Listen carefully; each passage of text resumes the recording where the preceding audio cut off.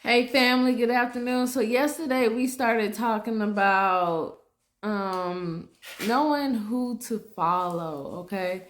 And we was in First Maccabee chapter 2, and we was talking about Mattathias and how it seemed like the whole world was switching up on what they knew was right, what they supposed to be doing, what God had commanded them to do. They were switching up and was doing what the king was telling them to do, even though they knew it wasn't right, because I guess they was fearful for their life, because the king had threatened to kill anybody that didn't stop, doing what they were supposed to do, and follow these new laws and worship these new gods that he had commanded.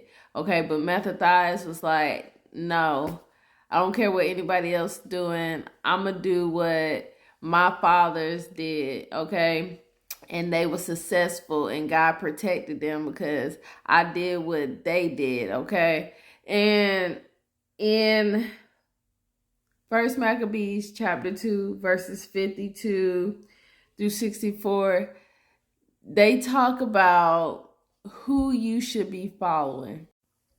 Was not Abraham found faithful in temptation and was reckoned to him for righteousness? Joseph, in the time of his distress, kept the commandment and became Lord of Egypt.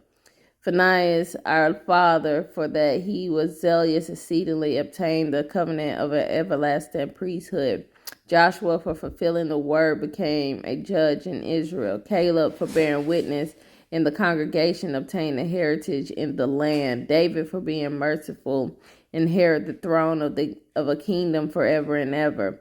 Elijah, for his exceedingly zealous for the law, was taken up into heaven.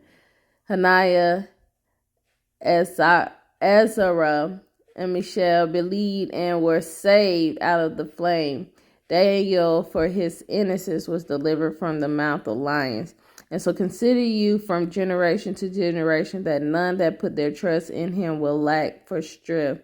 And be not afraid of the words of sinful men, for his glory will be dung and worms. Today he will be lifted up, and tomorrow he will no wise be found, because he is returned to his dust, and his thoughts is perished. And you, my children, be strong and show yourself men in behalf of the law, for therein will you obtain glory.